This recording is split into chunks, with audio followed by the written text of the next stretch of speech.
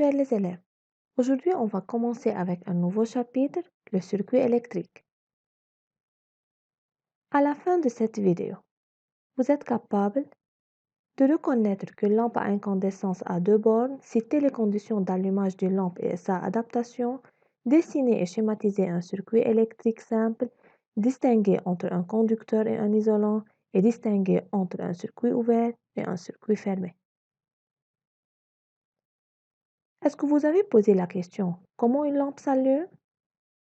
Pour trouver la réponse, regardez cette vidéo. C'est le temps d'apprentissage en ligne.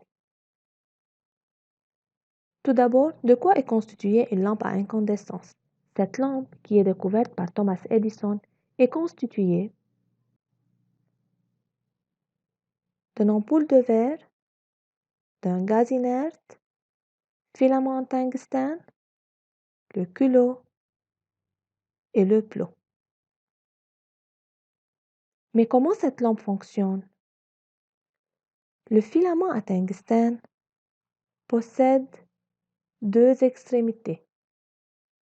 L'une des extrémités est reliée au plomb et l'autre est reliée au culot. Alors, la lampe possède deux extrémités, le culot et le plomb. Une fois qu'un courant électrique passe dans le filament en tungstène et le porte à une température élevée, ce filament émet de la lumière. Pour avoir un courant électrique, nous avons besoin d'un générateur électrique. Par exemple, une pile. Cette pile est capable de produire un courant électrique nécessaire au fonctionnement d'une lampe ou d'un moteur ou n'importe quel autre récepteur. Une pile est formée de deux pôles, le pôle positif et le pôle négatif. On a donc une pile et une lampe. Pour que cette lampe s'allume, il faut que chaque borne de cette lampe est reliée à chaque pôle du pile. On utilise alors des fils de connexion. Et par suite, la lampe s'allume. On obtient alors un circuit électrique. Mais c'est quoi un circuit électrique? Un circuit électrique contient obligatoirement un générateur qui apporte l'énergie, par exemple une pile, et au moins un récepteur qui utilise le courant, par exemple une lampe ou un moteur. Ce sont des dipôles et chaque dipôle possède un symbole. On commence par une pile de symboles, une lampe de symbole, un moteur qui possède un symbole 2 et enfin l'interrupteur qui peut être ouvert ou fermé. On a deux symboles. Lorsqu'on parle d'un circuit ouvert, c'est-à-dire le courant ne passe plus. Un circuit fermé, le courant circule. Quand on demande de fermer le circuit, ce qu'on veut c'est l'établissement du courant. Par exemple, l'interrupteur permet l'éclairage de la lampe. C'est pourquoi on a deux symboles de l'interrupteur, ouvert et fermé. Comment schématiser un circuit électrique? Pour schématiser ce circuit qui est formé d'une pile, deux fils de connexion et une lampe, on a besoin d'un symbole d'une pile, d'un symbole d'une lampe et on relie les deux symboles par des fils de connexion. Maintenant, on va schématiser ce circuit qui est formé de deux lampes et une pile. On peut placer les deux lampes l'une à côté de l'autre ou bien l'une en face de l'autre tout en respectant la forme d'un rectangle ou bien d'un carré et on peut le mettre de ces deux autres façons. En schématisant un circuit électrique, il faut prendre les conseils suivants. Utiliser un crayon bien taillé et une règle. Et il ne faut pas commettre les erreurs suivantes. Il faut respecter l'allure d'un rectangle ou bien d'un carré. Il faut respecter les angles droits. Il faut respecter les symboles des dipôles et la connexion doit être bien destinée. En plus, en reliant les fils de connexion, il ne faut pas dépasser les angles. Sur le schéma, on ne représente pas l'état d'une lampe. On peut déduire cela du circuit. Si le circuit est ouvert, alors le courant ne passe plus et la lampe s'éteint. Si le circuit est fermé, le courant passe et la lampe s'allume. On va parler maintenant des isolants et des conducteurs. Considérons ce circuit électrique.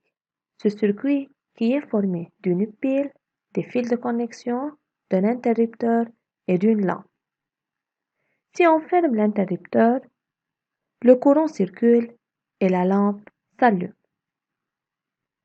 Alors, l'interrupteur permet d'ouvrir et de fermer le circuit électrique. Maintenant, on va remplacer l'interrupteur par une gomme. Le courant ne passe plus et par suite, la lampe reste éteinte. Si on remplace la gomme par un attache en fer, on remarque que le courant circule et la lampe s'allume. En résumé, les conducteurs électriques sont des matériaux qui conduisent le courant électrique, par exemple fer et cuivre. Tandis que les isolants électriques sont des matériaux qui ne conduisent pas le courant électrique, exemple verre et bois.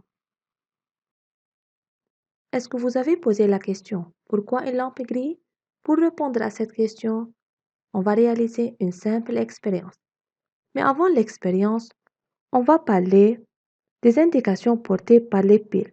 Cela signifie que chaque pile possède une tension lorsqu'elle débite. Dans ce cas, c'est 1,5 volts. De même, les lampes portent des indications. Dans ce cas, c'est 12 volts, ce qu'on appelle la tension nominale. Donc, la tension nominale, c'est la tension que doit recevoir une lampe pour fonctionner normalement. Maintenant, c'est le temps de l'expérience. Pour cette expérience, on utilise une lampe de 6 volts, un générateur de tension variable et un voltmètre qui aide à mesurer la tension aux bornes de la lampe. À une tension de 0 volts, la lampe ne s'allume pas. À des tensions inférieures à 6 volts, la lampe s'allume faiblement. À une tension de 6 volts, la lampe s'allume normalement et à des tensions supérieures à 6 volts, la lampe s'allume fortement et enfin cette lampe grille. En conclusion, une lampe brille faiblement si la tension à ses bornes est inférieure à sa tension nominale.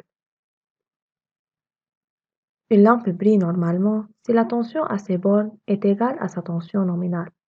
Alors qu'une lampe brille fortement et elle peut griller si la tension à ses bornes est supérieure à sa tension nominale. Maintenant, c'est le temps d'évaluation.